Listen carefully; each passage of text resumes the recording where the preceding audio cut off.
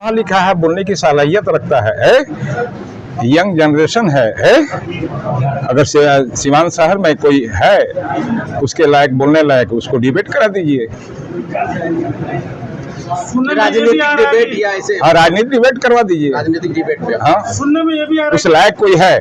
भाई तय कर लेंगे कि कौन चुनाव कहाँ से लड़ेगा और किस पार्टी में हम लोग जा रहे हैं, और पार्टी हमको क्या दायित्व देता है, क्या जिम्मेवारी देता है, और जो जिम्मेवारी हमको मिलेगा बाखूबी वफादारी से पार्टी के लिए हम लोग चुनाव आपका एफएस न्यूज़ में अभी हम मौजूद हैं ग्यासपुर में। जी हाँ, पूर्व एमएलसी प्रत्याशी रईस खान साहब की आवास पे जो है देख सकते हैं, यहाँ पे तस्वीरों के माध्यम से वो कार्यकर्ता सम्मेलन रखे हुए हैं, जैसे कि आगामी 2025 विधानसभा चुनाव को लेकर जो है यहाँ पे अपने सभी कार्यकर्ताओं को जो है बुलाने का यहाँ पे काम किए हुए हैं, और अपने कार्यकर्ताओं से जो है राय मसौदा लेने का जो है काम कर रहे हैं कि आखिर हम किस पार्टी से जो है 2025 में जो है चुनाव लड़ने का जो है हम लड़ें।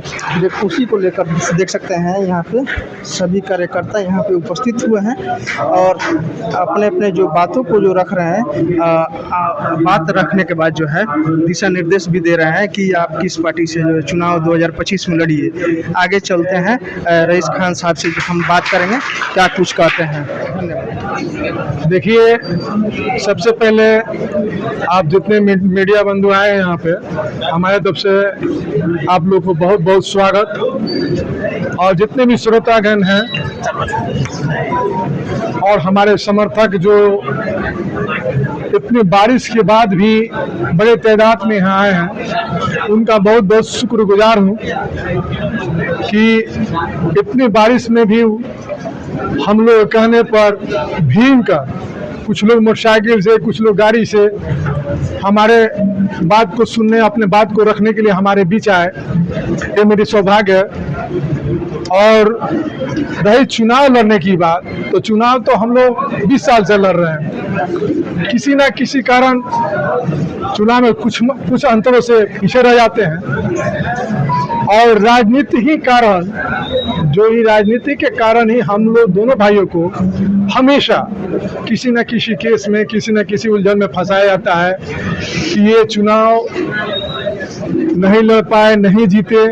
और जब चुनाव मजबूती से लड़ते हैं तो सारे विरोधी एक जगह हो जाते हैं हमें हराने के लिए। फिर भी हम लोग का हौसला कम नहीं है, अब न हमारे समर्थकों की हौसला कम है, और समर्थक के बदौलत हम लोग फिर से मजबूती से चुनाव लड़ने जा रहे हैं। विधानसभा का भी, लोकसभा भी चुनाव लड़ते, किसी कारण आप लोग सारे लोग जानते हैं कि हम निकलने के समय पर भी हम पर केस लगाया गया, झूठा मुकदमा लगाया गया, अवैध वसूली का मुकदमा लगाया गया।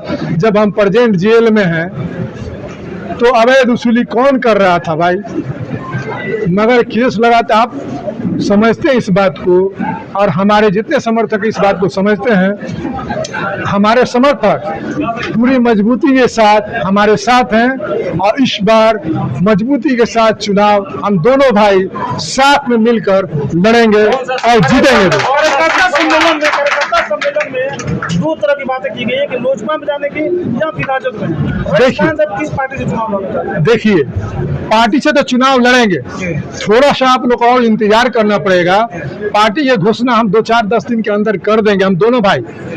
अभी हमने कार्यकर्ता मीटिंग इसलिए रखे थे कि अपने लोगों से, अपने जो अजीज हमारे लोग हैं, हमारे समर्थक जो भीग कर यहाँ आए, उनकी राय जान लें। उसके बाद हम लोग दोनों भाई विचार विमर्श करेंगे। एमएलसी चुनाव के बाद आपका ये पहला ऐसा सम्मेलन हो रहा है जिस सम्मेलन में लगभग जिले भर के लोगों को अपने इकट्ठा किया है, तो यहाँ एक बड़ा मैसेज जा रहा है कि चुनाव लड़ेंगे। क्या इस राजनीति की शुरुआत कर रहे हैं कि सिर्फ चुनाव ही लड़ना है? देखिए, राजनीति की शुरुआत की क्या बात करते हैं, शुरुआत तो 2004 में हम लोग कर चुके हैं। 2004 से चुनाव हम लोग लड़ते हैं, उलझा दिया जाता है। अगर हम लोग फ्री माइंड में रहे तो हम लोग कोई हराने वाला नहीं है। इस कार्यकर्ता सम्मेलन में आप अपने भतीजे अयूब खान के बेटे सैफ को भी लॉन्च किए, तो क्या माना जाए आने वाले चुनाव में सैफ चुनावी मैदान में उतरेंगे या रईस खान या अयूब खान? ये तो हम दोनों भाई तय कर लेंगे कि कौन लड़ेगा, ठीक है। रही बात जो कहते हैं कि परिवारवाद, तो हर व्यक्ति परिवारवाद करता है, हर व्यक्ति अपना बेटा को, अपना भतीजा को आगे बढ़ाने का कोशिश करता है। और ये आने वाला वक्त में हम दोनों भाई तय कर लेंगे कि कौन चुनाव कहाँ से लड़ेगा और किस पार्टी में हम लोग जा रहे हैं, और पार्टी हमको क्या दायित्व देता है, क्या जिम्मेवारी देता है, और जो जिम्मेवारी हमको मिलेगा बाखूबी वफादारी से पार्टी के लिए हम लोग चुनाव लड़ेंगे। एक अंतिम सवाल है, विधानसभा से आपका पुराना संबंध रहा है, आपके पिताजी भी रघुनाथपुर विधानसभा से चुनाव लड़े, आपके भाई भी लड़े, तो क्या माना जाए रघुनाथपुर विधानसभा ही आपकी पहली प्राथमिकता? देखिए, जब हम पार्टी में चले जाएंगे तो पार्टी का जो हमारा लीडर है, मुखिया हैं, उनके दिशा निर्देश पर ही मान लीजिए फॉलो करेंगे हम लोग कि कहाँ से वो हमको टिकट दे रहे हैं, कहाँ से हमको चुनाव लड़ाना चाहते हैं, जहाँ से लड़ाना चाहेंगे वहाँ से लड़ेंगे। कुछ तय किए होंगे ना आप लोग, किस पार्टी में आप लोग जाएंगे? अभी तय आप थोड़ा सा इंतजार कीजिए ना, 2-4-10 दिन इंतजार कर लीजिए, उसके बताएंगे आपको। पढ़ा लिखा है, बोलने की सलाहियत रखता है, यंग जनरेशन है। अगर सिवान शहर में कोई है उसके लायक, बोलने लायक, उसको डिबेट करा दीजिए। राजनीतिक डिबेट या ऐसे? हाँ, राजनीतिक डिबेट करवा दीजिए। राजनीतिक डिबेट पे हाँ, सुनने में ये भी आ रहा है, उस लायक कोई है तो उसको नेता मान ये भी लीजिए। आ रहा है कि रईस खान जी रघुनाथपुर से और आपके बेटे सैफ खान बरड़िया से चुनाव लड़ेंगे। तो ये तो बात की बात है। अभी तो हम लोग पार्टी में अभी लोगों को हम लोग बुलाया है, अपने जितने चाहने वाले है, मान लो हम तो जिस्म हैं, धड़कने तो मेरी जनता है। अच्छा, एक आम सवाल है, आप कभी चिराग पासवान से मिलते हैं, छोटे भाई कभी तेज प्रताप यादव से मिलते हैं, किधर जाएंगे? अरे अभी मिलते ही ना हैं? पार्टी थोड़ी ज्वाइन किए हैं हम लोग। आप पार्टी ज्वाइन करके बदलने वाले थोड़ी हैं हम।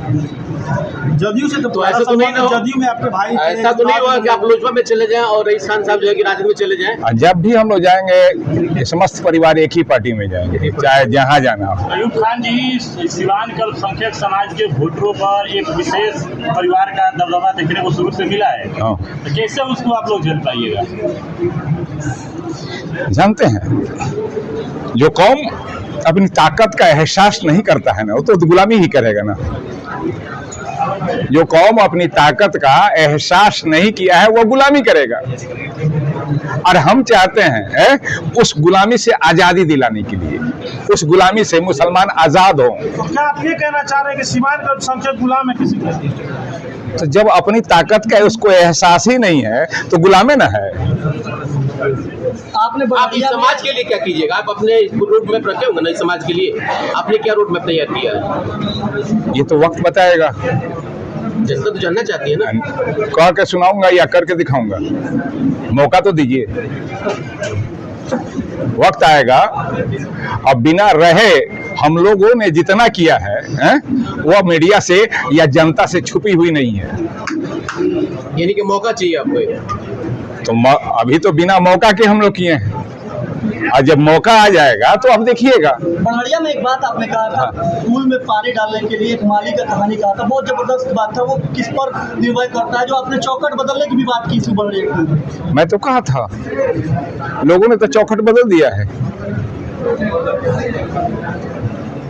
नई जनरेशन को, यहाँ के आवाम को फैसला लेना होगा। मैंने तो एक बात कहा आपको, जिस कौम, दुनिया का जिस भी कौम, सारे आवाम की बात कर रहा हूं मैं, उसको अपनी ताकत का एहसास नहीं होगा तो गुलाम ही हो जाएगा ना। एक शेर, एक सर्कस में एक आदमी उसको नाचना चाहता है, तो जिस कौम को, जो आवाम, सारी आवामों की बात, उसको ताकत की एहसास हो जाए तो वो किसी के गुलाम नहीं रहेगा। क्या लगातार अल्पसंख्यक वोटरों को लेकर बात कर रहे थे चुनाव से पहले, चौखट बदलने से, क्या लोकसभा चुनाव में इसकी बानगी देखने को मिली? आपको लग रहा है? बेशक, अल्पसंख्यक हटे हैं। बेशक। मैंने तो उस दिन भी कहा कि इस चुनाव में अल्पसंख्यकों को हमारे ही बीच से हमारे ही लोग अनदेखा किए, उसकी अहमियत नहीं दिए, तो उसकी तो खामियाजा भुगतना पड़ेगा। अगर इस्लाम की जानकारी रखते होंगे अगर कुरान से मुताला अगर किए होंगे तो एक मैं बात बता दूं कि मुसलमानों में कोई जात नहीं होती है, कबीला होता है, और वहां जातों की बात की जाती है। अब मैं कबीले की बात करता हूं। अगर कोई हमसे पूछे तो कौन जात है, तो मैं कहता हूं कि मैं मुसलमान हूं। मैं पठान, शेख, सैयद, अंसार नहीं कहता। मैं हमेशा वही किया हूं। जितने भी मेरे जानने वाले हैं, करीब आप भी जानते हैं, यहाँ जो भी मीडिया कर्मी के लोग हैं, तो वो सब लोग जानते हैं कि मैं जात पात नहीं करता। मैं जमात लेके चलने वाला इंसान हूं। इससे पहले भी एक स्टेटमेंट मैंने दिया था कि मैं वोट देती है और लोगों को जिताती है, और फिर भी जनता परेशान रहती है, हर एक चीजों से सामना करना पड़ता है। अयूब खान के फैमिली से कोई जीता, इसका कारण है, इसका कारण है कि जनता जो है ना, वो सही निर्णय नहीं ले पाती, और सबको मौका अगर दे तो उसमें से जनता चुनाव कर लेगी कि कौन मेरे लायक नेता है। अगर मौका देती, सिर्फ हम ही को नहीं कह रहा हूं, मेरे बाद भी किसी को मौका मिलना चाहिए। अच्छा, अयूब खान जी, राजद को एक अल्पसंख्यक समाज के मजबूत नेता की तलाश है सीवान में, इस कमी को आप लोग पूरा कर पाइएगा? अगर उस लायक लोग समझा तो हम लोग कोशिश करेंगे।